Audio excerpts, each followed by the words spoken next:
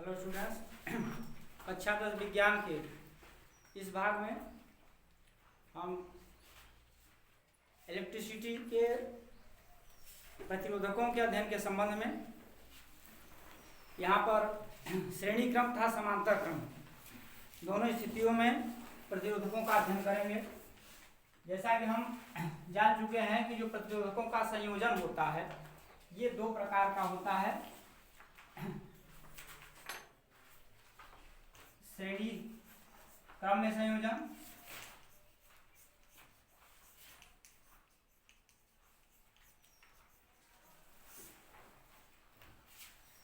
और दूसरा समांतर क्रम में संयोजन।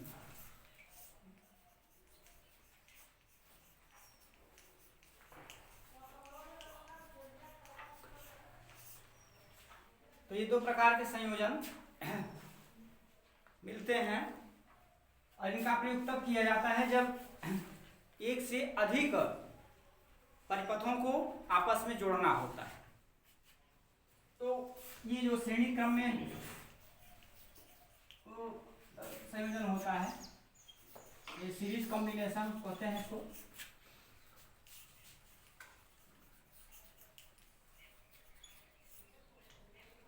और ये पैरेलल कॉम्बिनेशन होता है।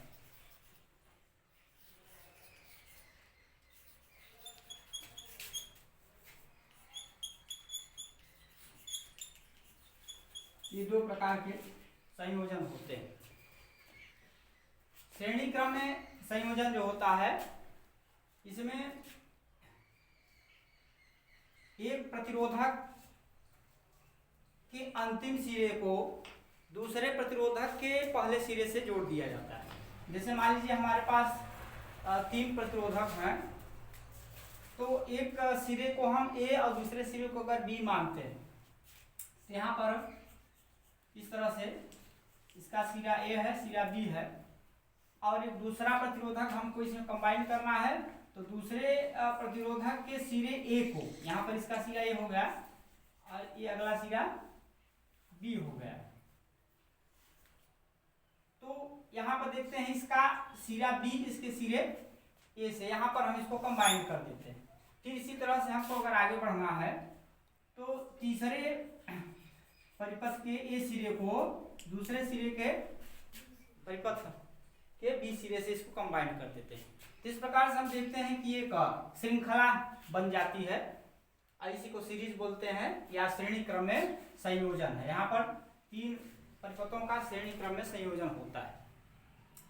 और समांतर क्रम में संयोजन दो या दो से ज्यादा जितने भी परिपथ होते हैं उनके ए सिरे को एक साथ और बी वाले सिरे को एक साथ इसको इस तरह से कंबाइन कर देते हैं। मान लीजिए यही तीन प्रतिरोधक हैं, इनको कंबाइन करना है तो इसमें सबके ए सिरे को ए सिरे के साथ यहाँ पर ए सिरा हो गया और ये आगे होता है बी सिरा। तो ये पहला दूसरे के ए सिरे को भी इस तरह से यहाँ पर जितने भी परिपथों को हमें कंबाइन करना होता है और यहाँ पर फिर बैटरी इस तरह से लग जाती है। तो ये सब के ए सिरे को यहाँ पर एक साथ और बी सिरे को दूसरे साथ इस तरह से कंबाइन कर दिया जाता है। तो यहाँ पर ये ऊपर जो आरेख है ये श्रेणी क्रम में संयोजन का आरेख है और नीचे जो है ये समांतर क्रम में संयोजन का आरेख है। समांतर क्रम इसलिए कहते हैं क्योंकि इसमें जितने भी परिपथ होते हैं एक दूसरे से समांतर रूप में एक दूसरे से जुड़े हुए होते हैं। तो अब यहाँ हमको ये देखना है कि इस प्रकार के संयोजन से जो परिपथ में धारा प्रवाहित होती है उस धारा में क्या परिवर्तन होता है, यानी श्रेणी क्रम में जो धारा प्रवाहित होती है उनके धारा में और जो समांतर क्रम में अगर हम संयोजन करते हैं तो उनमें प्रवाहित होने वाली धारा में क्या डिफरेंस होता है, क्या अंतर होता है, या फिर इनके विभवांतर में क्या परिवर्तन होता है या क्या दोनों में डिफरेंस होता है, ये हमको देखना है। और इनका पूरा प्रतिरोध जो श्रेणी क्रम में संयोजन है और ये जो समांतर क्रम में संयोजन है, इनके जो है संपूर्ण प्रतिरोध में क्या अंतर होता है, किसका संपूर्ण प्रतिरोध ज्यादा होता है, किसका संपूर्ण प्रतिरोध कम होता है, और इनके प्रतिरोध कैसे हम ज्ञात कर सकते हैं। तो इसके लिए हम यहाँ पर श्रेणी क्रम में जो संयोजन है उसका समतुल्य प्रतिरोध यानी संपूर्ण प्रतिरोध जिसको बोलते हैं, इसको ज्ञात करेंगे, और समांतर क्रम में संयोजित होने वाले प्रतिरोधकों का संपूर्ण प्रतिरोध या समतुल्य प्रतिरोध इसको ज्ञात करेंगे। तो यहाँ पर हम देखते हैं इसी बात को, हम मान लेते हैं कि हमारे पास 3 प्रतिरोधक है इस तरह से, 3 प्रतिरोधक हैं जिनको हमने यहाँ पर किसी बैटरी से कंबाइन कर दिया है इसमें धारा प्रवाहित होने के लिए। ये धारा प्रवाहित हो रही है। अब इसमें तीनों प्रतिरोधक हैं, इनके प्रतिरोध जो है मान लेते हैं R1, R2, R3 और इनके विभवांतर V1, V2 और V3, और इनकी धारा के संबंध में हमको ये जानना है कि जब प्रतिरोधकों को श्रेणी क्रम में जब संयोजित किया जाता है तो इनमें समान धारा I प्रवाहित होती है। समान धारा I क्यों प्रवाहित होती है? क्योंकि धारा के लिए एक मार्ग हमको मिलता है, केवल एक ही मार्ग है, तो एक मार्ग से एक समान धारा ही प्रवाहित होती है। जैसा कि हम जानते हैं कि जो परिपथों का विभवांतर होता है वह किसी एक विशेष परिपथ के लिए अलग होता है, उनके सिरों के बीच विभव के अंतर को विभवांतर कहा जाता है। तो ये प्रत्येक परिपथ के लिए अलग अलग होगा यहाँ पर। और ये जो प्रतिरोध है, ये प्रतिरोध तार की मोटाई पर डिपेंड करता है या तार के पदार्थ पर निर्भर करता है। तो हम अलग अलग मोटाई के परिपथ लगाते हैं, अलग अलग धातुओं के या पदार्थ के यहाँ पर परिपथ लगे हैं, तो इनमें R1, R2, R3 का मान अलग अलग होगा। लेकिन धारा के लिए चूंकि एक ही मार्ग यहाँ पर मिलता है तो ये प्रवाहित धारा का मान समान होगा। तो हमको ये समझ लेना है कि यहाँ पर श्रेणी क्रम में जब संयोजन करते हैं तो प्रवाहित धारा का मान समान होता है, और क्यों समान होता है इसको भी हमें समझ लेना चाहिए। इसका उदाहरण एक है, इस तरह से समझेंगे इसको। मान लीजिए जिस तरह से हम यहाँ अपने घरों में नल के द्वारा, पाइप के द्वारा पानी प्रवाहित किया जाता है, तो मान लीजिए यहाँ पर कोई नल है, यहाँ से पानी प्रवाहित हो रहा है। अब इसमें हमको पाइप लगाना है, 3 पाइप लगाएंगे और 3 प्रकार से मोटाई होगी उनकी, अलग अलग मोटाई। मान लीजिए कुछ पतली पाइप है, उसके साथ कुछ मोटी पाइप हमने लगा दिया, और फिर बीच में अलग अलग मोटाई की पाइप हम जोड़ते हुए लास्ट में हम यहाँ से पानी निकाल देते हैं। तो यहाँ पर हम देख रहे हैं कि जो अलग अलग मोटाई की पाइप हमने कंबाइंड की है, तो अभी अलग अलग मोटाई का मतलब हुआ कि इनका जो प्रतिरोध है ये अलग अलग होगा, क्योंकि तारों की मोटाई परिवर्तित होने से इनका प्रतिरोध परिवर्तित होना है, प्रतिरोध अलग अलग हुआ। लेकिन धारा की बात जहां तक करेंगे तो धारा, जैसे मान लीजिए यहाँ से जो जल निकल रहा है, लास्ट में यहाँ से उतना ही पानी नीचे गिरेगा, क्योंकि जितना पानी यहाँ से डाला जाएगा उतने पानी वहां से आएगा। पाइप बीच में चाहे पतली हो चाहे मोटी हो, इसका प्रभाव नहीं पड़ेगा। मान लीजिए यहाँ पर 5 लीटर प्रति मिनट यहाँ से पानी आगे बढ़ रहा है, तो यही पानी 5 लीटर प्रति मिनट के दर से यहाँ भी गिरेगा, क्योंकि वही पानी यहाँ पर इसको आना है। जितना पानी इधर से डालेंगे उतना यहाँ पर निकलेगा। तो धारा के लिए जब एक मार्ग होगा तो धारा एक समान रूप से प्रवाहित होगी। कहने का मतलब ये होता है। तो यहां पर देखेंगे किस प्रकार से हम संपूर्ण प्रतिरोध इसका ज्ञात कर सकते हैं, या इसको समतुल्य प्रतिरोध कहते हैं। तो यहां पर V is equal to R into I। इस सूत्र से इसका संपूर्ण प्रतिरोध हम ज्ञात कर सकते हैं, जहां पर V जो है विभवांतर है, R प्रतिरोध है और I धारा है। तो मान लेते हैं यहां पर कि इन तीनों का प्रतिरोध अलग अलग है, R1 R2 R3 है। तो इनका जो संपूर्ण प्रतिरोध होता है इन तीनों प्रतिरोधकों के योगफल के बराबर होता है। अगर R इनका संपूर्ण प्रतिरोध मान लें तो ये R1 plus R2 plus R3, क्योंकि इसका निगमन कैसे होता है इसको हमने पिछले बार इसको बता दिया था, इसलिए यहाँ पर निगमन आवश्यक नहीं है। और अगर समांतर क्रम में संयोजन हमको करना है तो इनको इस तरह से हम कंबाइन करते हैं और यहाँ पर ये बैटरी होती है और यहाँ पर क्या स्थिति बनती है इसको देखेंगे। ये समांतर क्रम में संयोजन है। तो समांतर क्रम में जब संयोजन होता है तो इसमें विभवांतर भी जो है समान होता है। समांतर क्रम में संयोजन विभवांतर भी का मान समान होता है और धारा अलग अलग होती है। I1 I2 I3 मान लीजिए तीन प्रतिरोधक है, तो तीनों में अलग अलग धारा प्रवाहित होगी, विभवांतर समान होगा और इनके प्रतिरोध में भी अंतर होगा। इनके प्रतिरोध को हम R1 R2 R3 मान सकते हैं। तो अब यहाँ पर हमको ये बात समझ लेना है कि इनका जो विभवांतर है ये विभवांतर समान क्यों होगा और धारा यहाँ पर अलग अलग क्यों होगी।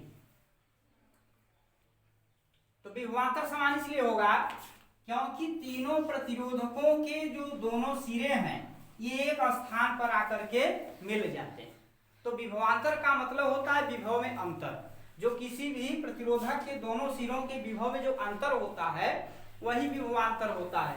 तो यहाँ पर केवल दो सिरे हमको प्राप्त होते हैं, भले ही यहाँ पर तीन परिपथ एक दूसरे से जुड़े हुए हैं, चार हैं पांच हैं, चालक एक दूसरे से जुड़े हुए हैं, लेकिन हमको सिरों के रूप में केवल दो सिरे प्राप्त होते हैं और इन्हीं दोनों सिरों के बीच जो विभव में अंतर आएगा वही विभवांतर होगा। यानी विभवांतर इनका समान होगा, एक ही विभवांतर हमको प्राप्त होगा।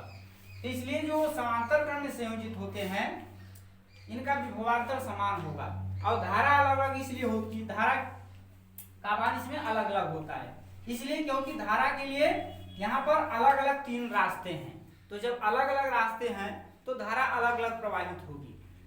तो और इनका जो है प्रतिरोध भी अलग अलग होगा। तो यहाँ पर इनका समतुल्य प्रतिरोध जो होता है इस तरह से 1/R equal to 1/R1 plus 1/R2 plus 1/R3। तो इस तरह से हम समतुल्य प्रतिरोध ज्ञात कर सकते हैं श्रेणी क्रम में संयोजन तथा समांतर क्रम में संयोजन, तो दोनों स्थितियों में। तो यहाँ पर कुछ हम देखेंगे कि इनसे संबंधित जो आंकिक प्रश्न है किस प्रकार से हमसे पूछे जाएंगे और कैसे हम इसको हल कर सकते हैं। यहाँ पर देखेंगे दोनों प्रकार के संयोजन में जो श्रेणी क्रम में संयोजन होता है उसका समतुल्य प्रतिरोध अधिक होता आता है और समांतर क्रम में संयोजन होता है उसमें समतुल्य प्रतिरोध कम आता है। तो यहाँ पर हम कुछ आंकिक प्रश्नों के संबंध में विचार करेंगे। जैसे मान लीजिए हमारे पास कोई एक चालक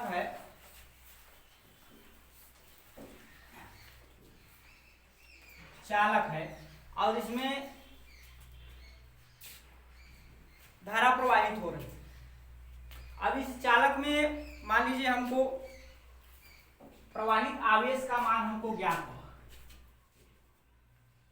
कि इसमें मान लीजिए आवेश प्रवाहित हो रहा है,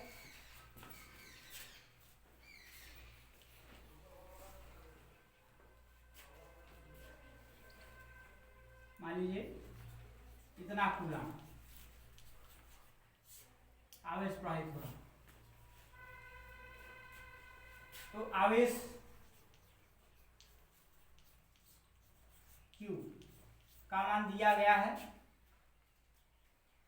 तो अगर हमसे पूछा जाएगा कि इसमें से कितने इलेक्ट्रॉन प्रवाहित हो रहे, इलेक्ट्रॉनों की संख्या कितनी है, कितने आवेश में कितने इलेक्ट्रॉन जो है प्रवाहित होंगे। तो पहली चीज हमको ये जानना है कि एक इलेक्ट्रॉन पर जो आवेश होता है वो होता है 1.6 × 10⁻⁹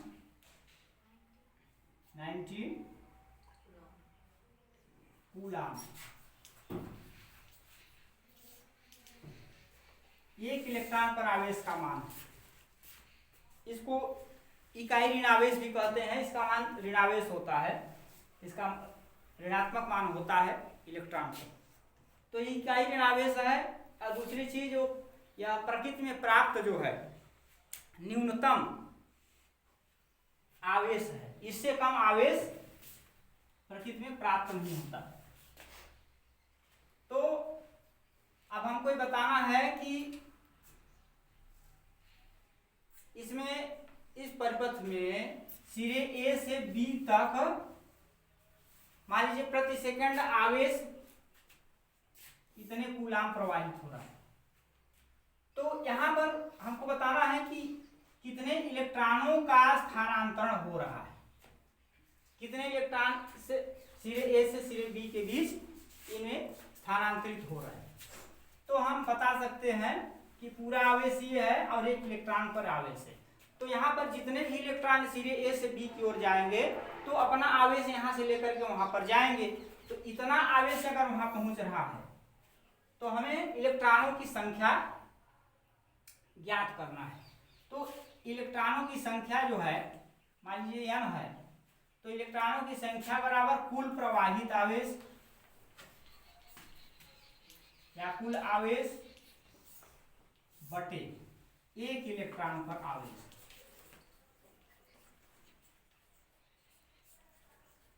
इस तरीके से हम इस परिपथ में प्रवाहित इलेक्ट्रॉनों की संख्या हम बता सकते हैं। कुल आवेश Q, एक इलेक्ट्रॉन पर आवेश मानते हैं। तो यहां पर हम तो कैलकुलेट कर सकते हैं 8 × 10⁻12 अपॉन 1.6 × 10⁻⁹। तो अब इसको हम हल कर लेंगे देखेंगे कैसे इसको हल करेंगे। 8 में 1.6 से भाग देंगे तो 5 बार हो जाएगा। ठीक, तो यहाँ पर हो जा रहा है। इसको ऐसे भी लिख सकते हैं 8/16 × 10⁻12 और यहाँ पर इंटू हो जाएगा और ये ऊपर चला जाएगा तो हो जाएगा 10⁻19। तो यहाँ पर ये 80 पॉइंट ऐसे लिख सकते हैं सरलता के लिए। यहाँ पर काट देंगे तो 5 और यहाँ पर आधार समान होने पर घातों को जोड़ देंगे तो 10 घाते 19 और 12, 9 2 11 1 और 2 1 3। इतने इलेक्ट्रॉन देखेंगे कि ये प्रवाहित होंगे यहाँ से।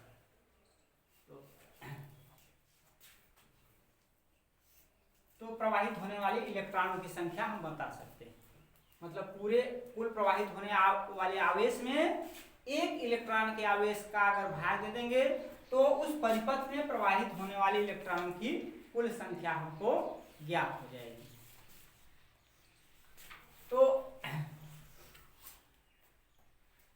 यहाँ पर प्रवाहित होने वाले इलेक्ट्रॉनों की संख्या जो है 5 × 10⁻31 इतने इलेक्ट्रॉन यहाँ से प्रवाहित होंगे।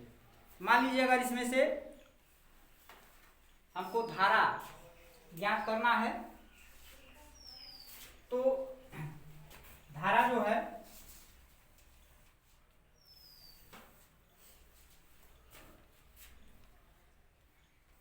Q = I × T होता है। सूत्र होता है आवेश बराबर धारा गुणित समय, ये सूत्र होता है। आवेश धारा और समय में संबंध होता है। तो यहाँ से अगर हमको धारा ज्ञात है और समय ज्ञात है तो आवेश निकाल सकते हैं। तो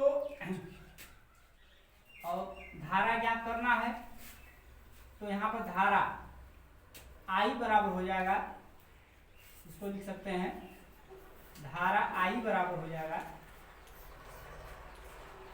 Q/T। I बराबर Q/T यहाँ पर।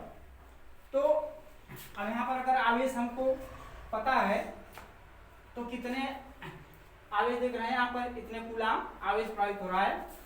तो यहाँ पर 8 × 10⁻12 अगर समय 1 सेकंड यहाँ पर बताया गया था तो ये कुल मिला करके 10⁻12 कितना एम्पियर की धारा प्रवाहित होगी। तो मान लीजिए 5 सेकंड तक या 1 मिनट तक प्रवाहित हुई तो उस तरह से उसमें समय के स्थान पर उसको रख देंगे। तो यहाँ पर जो है किसी भी परिपथ में प्रवाहित होने वाले इलेक्ट्रॉनों की संख्या और उन्हें प्रवाहित होने वाली धारा के संबंध में हम जान सकते हैं। और इसके अतिरिक्त कुछ और उदाहरण देख सकते हैं। मान लीजिए कि किसी कोई परिपथ है, इसमें मान लीजिए कोई धारा I बराबर दिया है 0.5 एम्पियर की धारा बह रही है। किसी परिपथ में धारा का मान 0.5 एम्पियर है और यह 10 मिनट तक प्रवाहित होती है। यहाँ पर जो बहने वाली धारा है ये प्रवाहित होने का समय 10 मिनट है। तो यहाँ पर प्रवाहित आवेश Q ये समय दिया है। तो आवेश Q जो है ये हमको निकालना है कितना आवेश प्रवाहित होगा। तो हम Q = I × T से ज्ञात कर सकते हैं प्रवाहित आवेश का मान। यहाँ पर परिपथ जिसमें धारा 0.5 एम्पियर प्रवाहित हो रही है और कितने समय तक प्रवाहित हुई, 10 मिनट तक प्रवाहित हुई। तो हमको प्रवाहित आवेश का मान निकालना है। ये सूत्र है Q = I × T। आवेश बराबर धारा गुणित समय से हम इसमें प्रवाहित आवेश की गणना कर सकते हैं। तो यहाँ पर I धारा 0.5 और T जो है 10 मिनट, इसको सेकंड में बदल देंगे तो 10 मिनट में कुल इतने सेकंड होते हैं। तो देख सकते हैं यहाँ पर ये हो जाएगा 5 यहाँ से इंटू 60 तो हो जाएगा 300 कूलम।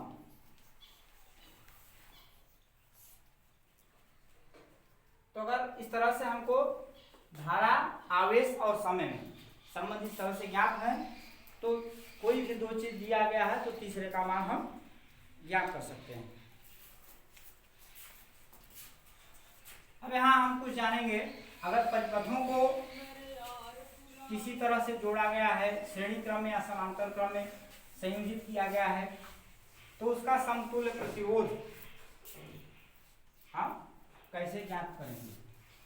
जैसे मान लीजिए हमारे पास 3 प्रतिरोधक हैं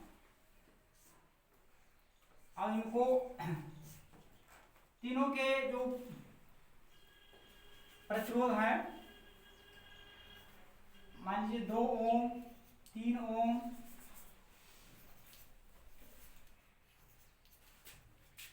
और 1 ओम। अब तीनों प्रतिरोधकों को हमें श्रेणी क्रम में और समांतर क्रम में दोनों स्थितियों में कंबाइंड करना है और कंबाइंड करके इनका समतुल्य प्रतिरोध ज्ञात करना है। तो इनको हम कंबाइंड करेंगे, पहले श्रेणी क्रम में देखेंगे इनका समतुल्य प्रतिरोध क्या होता है, फिर समांतर क्रम में देखेंगे। तो इस तरह से हम पहले इनको श्रेणी क्रम में कंबाइंड कर लेते हैं। तो ये 2 ओम, इसका 3 ओम और इसका 1 ओम। तो इनका समतुल्य प्रतिरोध R जो होगा R1 plus R2 plus R3, मतलब 2 ओम प्लस 3 ओम प्लस 1 ओम। यहाँ पर कुल हो जाता है 3 2 5 और 1 6। ये जो है श्रेणी क्रम में, श्रेणी क्रम में। और समांतर क्रम में अगर इसको देखेंगे तो समतुल्य प्रतिरोध 1/R equal to 1/R1 plus 1/R2 plus 1/R3। तो यहाँ से हम R1 R2 R3 का मान हमको पता है 1/2 प्लस 1/3 प्लस 1/1।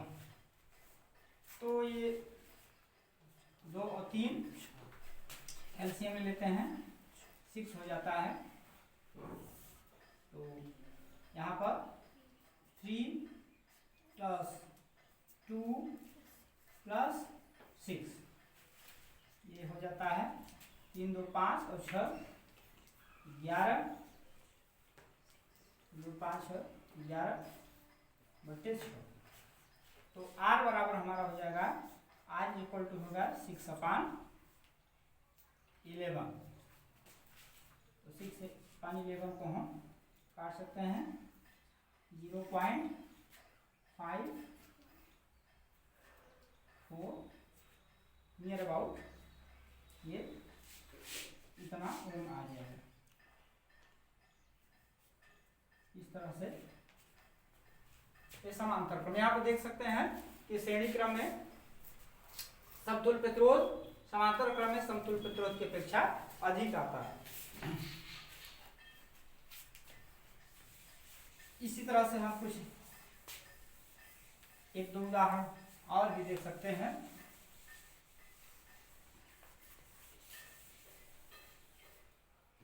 मान लेते हैं हमारे पास एक संयोजन है जिसमें कि हमें दोनों प्रकार के संयोजनों को एक साथ में दिया गया है। इस प्रकार से हमको संयोजन मिलते हैं जिसमें श्रेणी क्रम और समांतर क्रम को एक साथ में कंबाइंड कर दिया जाता है। तो इस तरह से इसका उदाहरण हम देख सकते हैं। ये देखिए आरेख है, यहाँ पर 4 प्रतिरोधक एक दूसरे से जुड़े हुए इस तरह से देख सकते हैं।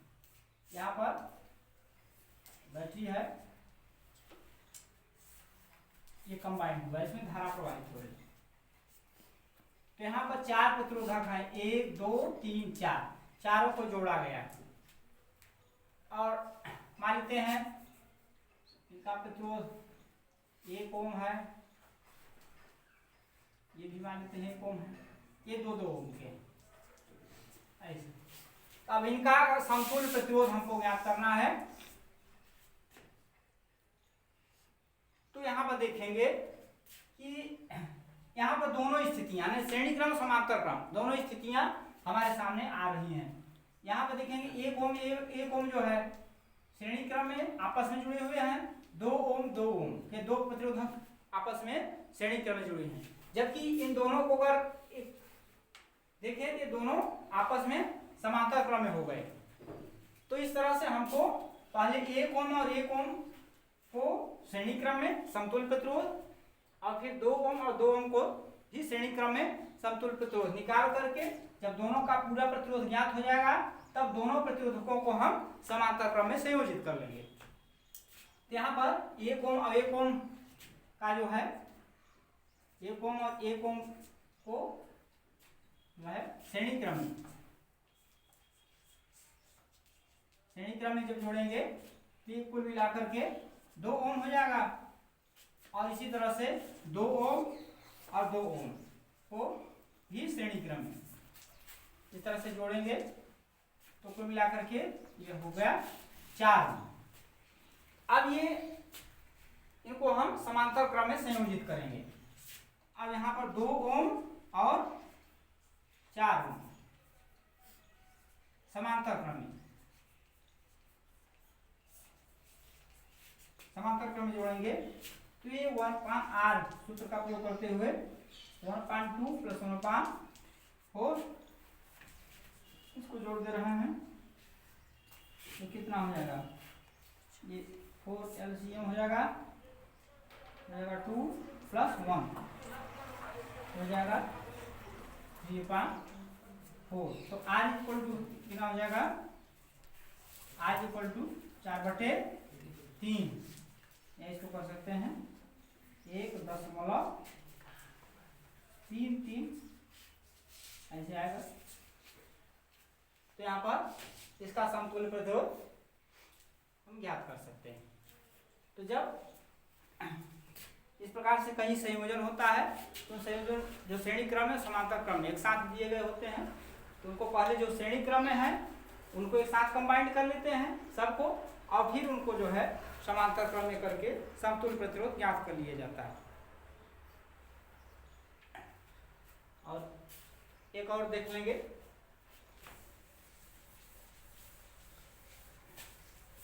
यहाँ पर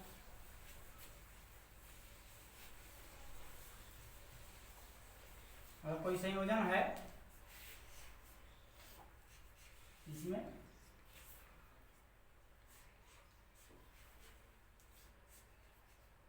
इस तरह से संयोजित किया गया है, यहाँ पर बैटरी है, मान लीजिए प्रत्येक का